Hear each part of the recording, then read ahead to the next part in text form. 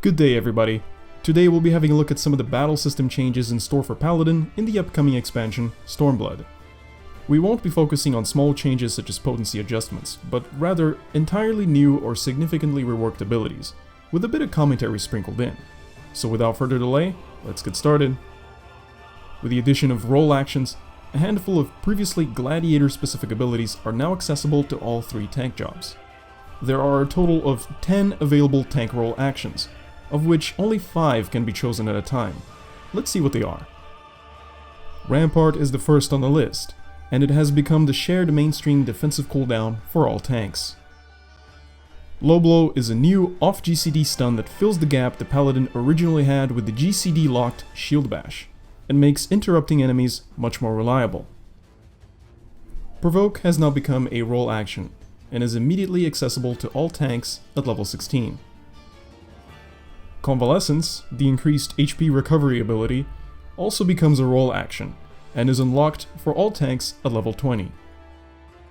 Anticipation is a new ability that boosts your parry rate for a significant amount of time on a fairly short cooldown. Seems like a good contender for larger trash pulls, similar to Bulwark. Reprisal, originally a Dark Knight specific ability, had its parry requirement removed, and now functions as a mitigation debuff with a relatively long cooldown. Awareness, the critical damage immunity ability, has also joined the role actions list, now obtainable by all tanks at level 36. Interject is a new off-GCD silence ability that takes on the functionality Spirits Within originally had. But don't worry, Spirits Within still exists. Ultimatum is a new area of effect taunt that provokes all nearby enemies. A very situational ability, but definitely has potential in certain boss split situations.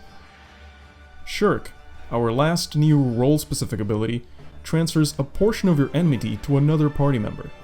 Trolling potential aside, it seems extremely useful for smoothing out tank swaps without having to worry about regaining threat on the boss after swapping. And now let's move on to Paladin-specific changes. First and foremost, Paladins will gain an Oath Gauge resource, which is fueled by auto-attacking in Sword Oath or blocking in Shield Oath.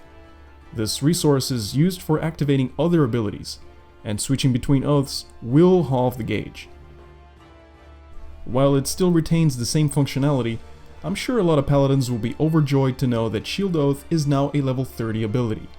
No more enmity problems when running lower level dungeons while synced. Of course, to accommodate this change, Sword Oath has been bumped to level 35. With the inclusion of the new role action Interject we saw earlier, the silence component of Spirits Within has been removed, as 2 silencing abilities in one job was certainly undesirable.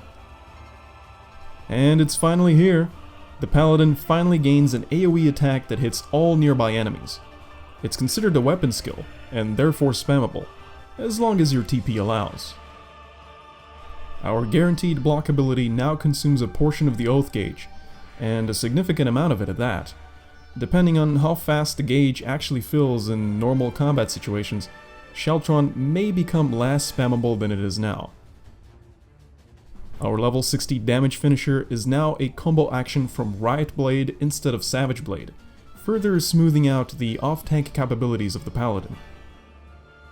Intervention is an entirely new ability that reduces the damage another party member takes, and it becomes stronger if you are under the effects of Rampart or Sentinel yourself.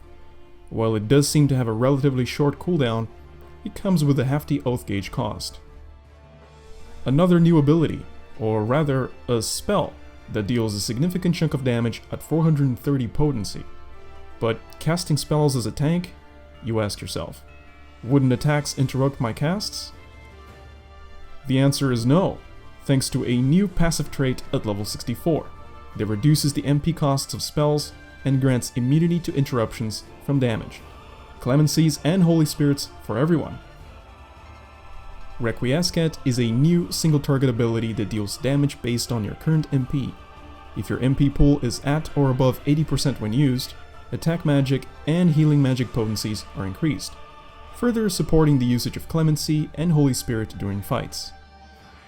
And finally, Passage of Arms, the trophy ability of level 70 Paladins.